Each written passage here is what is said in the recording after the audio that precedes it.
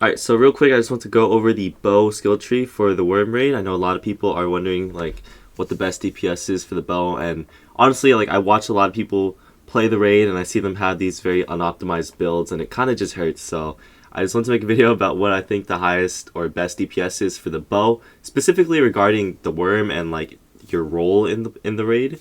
So here I have the best in slot gear. Keep in mind that you don't need all the perks for this. You just need 2 perks.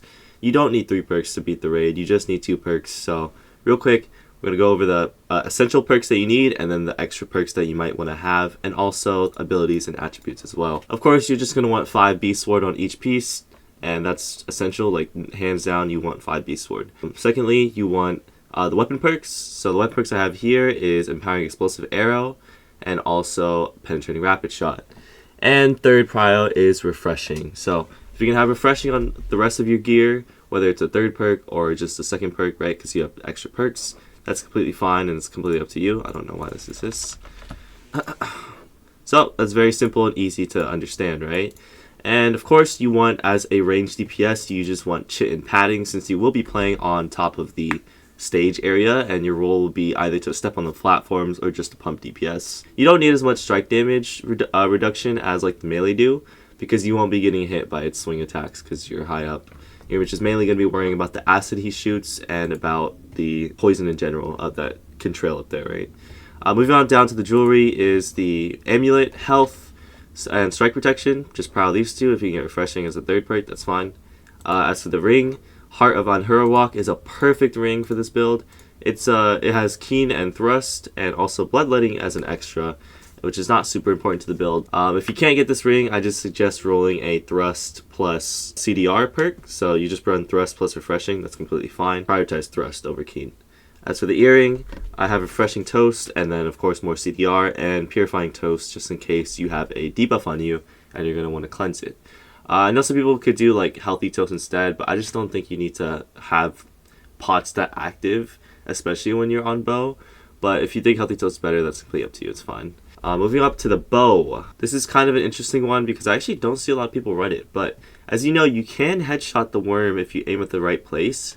And it's not too small of a hitbox, so you get consistent headshots all the time, right? So I like to put here on my bow is I'll be running Beastbane plus Vorpal, because I think that's the most consistent damage for my build, especially as a main DPS bow player. And then if you can get Keeling Powered as a third perk, it's absolutely amazing. You're going to be doing a lot more damage. But like I said, it's not essential to beating the raid or anything. It's just nice to have. So prioritize Beastbane and Vorpal. I'll talk more about this build later and why Vorpal is better than other things. You could also go Vicious if you like that instead, because you know you do have a lot of Keen in this build and a lot of crit chance. But I personally be going for Vorpal because I'll just be going for headshots. But you know, sometimes you just have to hit the body, and sometimes there's things like rain of arrows that can't actually crit. So you know, it's up to you if you want to go Vicious or Vorpal, but I highly recommend one of those 2 perks as a second perk. I don't think Enchanted is worth it. Like, you're mainly relying on Rapid Shot as your main DPS and also your abilities. So Enchanted is just not worth it for the bow at all. I'll just say that 100%. The Enchanted on the bow is not worth for this raid. Moving down to the secondary is actually Void Gauntlet.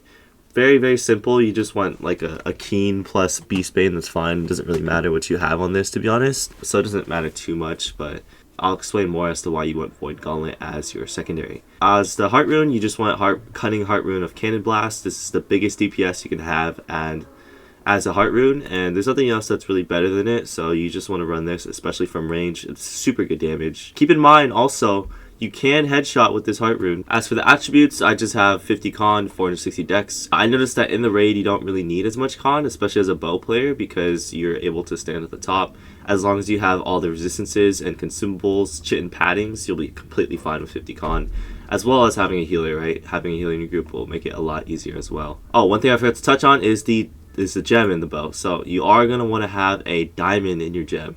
And the reason for this is because of the skill tree. So as you can see from the skill tree here, we're not actually running evasive tactics. Or, well, it says niche shot here, but you know, everyone understands that this is the old skill tree. And the new skill tree has evasive tactics as the keystone under the skirmisher tree. We're not going to want to run that in this build specifically. Since your whole role is to stand up near the platforms and areas, you aren't really allowed any space to consistently be rolling as to where if you ran something like Opal, you'll just be losing so much damage because of things like Rapid Shot, which lock you in animation, and usually you'll be 100 stamina because of things like Hunter's Insight, right? What I like to do is this tree here. So it's the Rending Headshot, not Evasive Tactics.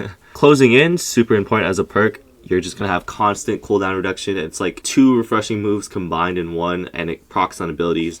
Super useful when the boss is under 50% health. You're going to be getting cooldowns really quickly. Hunter's Insight, which is not as important. You can always reallocate this point to something like Battle Precision or to something like Aim True or Arrow Range. It's really up to you, but I just liked it for the extra stamina. It's fine. As for the next one is Archer Speed. You kind of just need this to get to Mark, fortunately. Like, there's nothing better you can take here, but that's fine as well.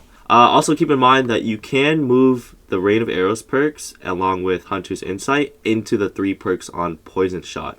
And the reason I say that is because instead of running something like an extra refreshing, you can run Enfeebling Poison Shot, but I just don't think it's super worth, to be honest. So I'll be running Rain of Arrows for the max DPS.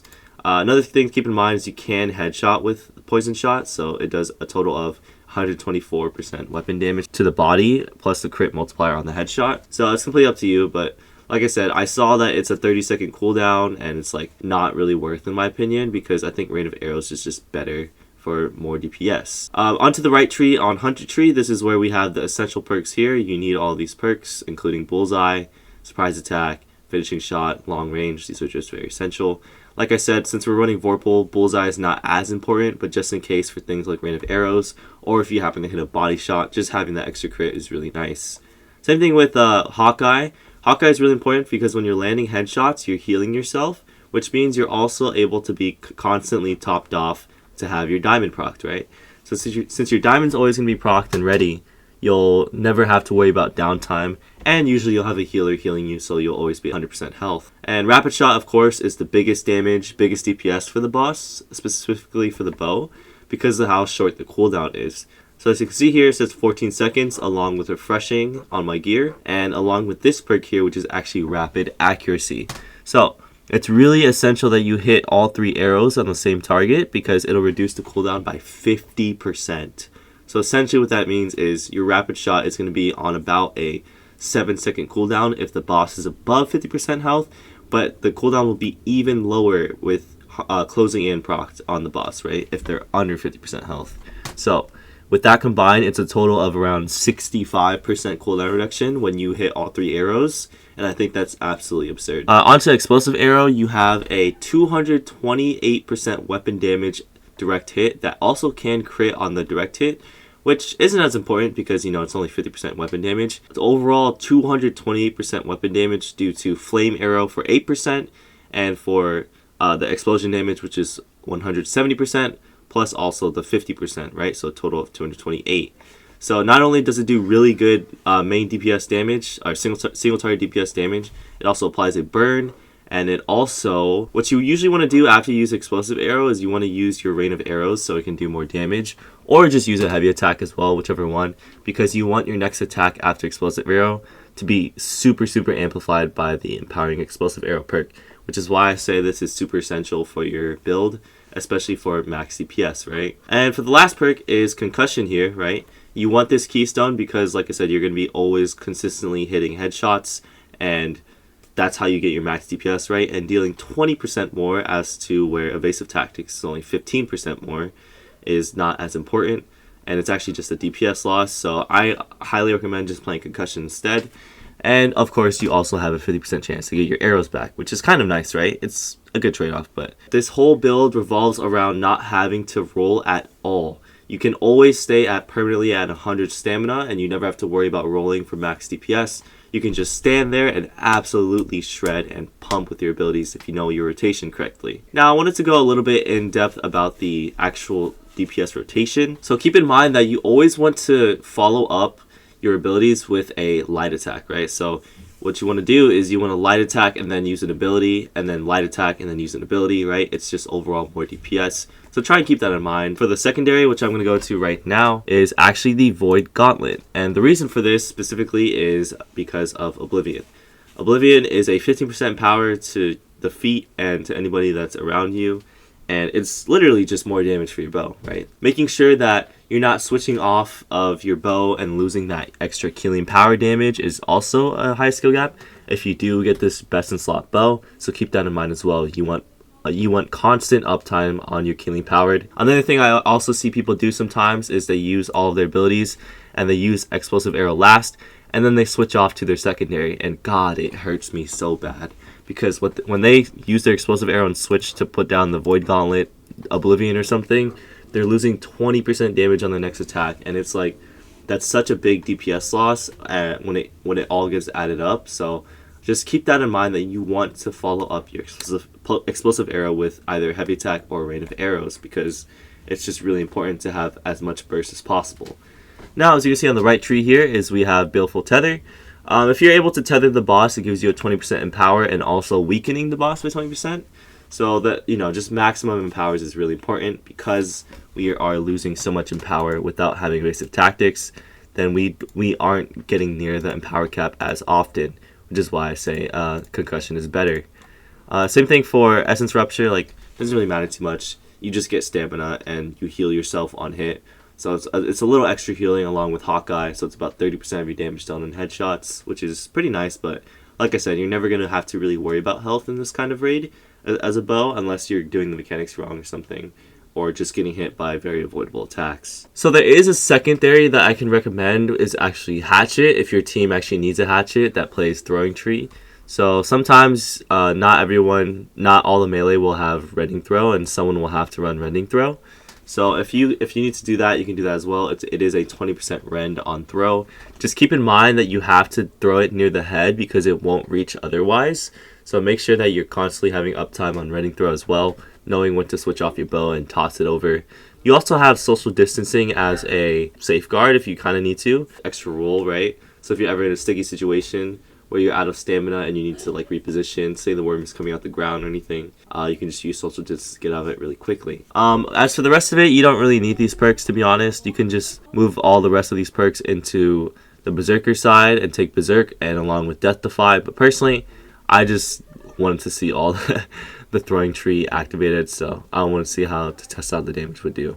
So you can also play Berserk like this. I'll actually just do it right now. So you can just do something like this. And then you don't have to worry about ever dying because you always have Defy Death. It's kind of a cheese mechanic, but I mean, if you think this is what you want to run, that's completely fine. It's up to you. Who cares, right? Who cares? It's all about the big DPS and survivability. So this is also a good tree that you can use as well. As for the consumes, make sure you have a consumes checklist. I'm sure there's a lot of guides out there, but if you don't know already, I'll put it here on screen for you right now, so make sure to get all this stuff. I won't get too much into mechanics because even though I am giving the guide, I don't want to spoil the whole thing for you. I want it to be a challenge. I want you guys to, get the mechanics and prog through it and have fun with it. So this won't be like a guide for the raid or anything about the bow. Just know that you don't have to roll with the bow anymore with this build, and to have permanent max uptime on your DPS as much as possible. Yeah, that's about it. I hope you guys enjoyed the video, and if you guys have anything that I think you think I should switch or you think would be better, feel free to leave it in the comments. I do love playing PvE, but the only reason why I've ever felt like I didn't want to is because of the whole gearing system. So if you want more guides about, say, like the Rapier Bleed Tree or, some other big damage DPS pumper build like Blunderbuss or anything like that, just feel free to let me know. And yeah, thank you guys all for watching, and peace out.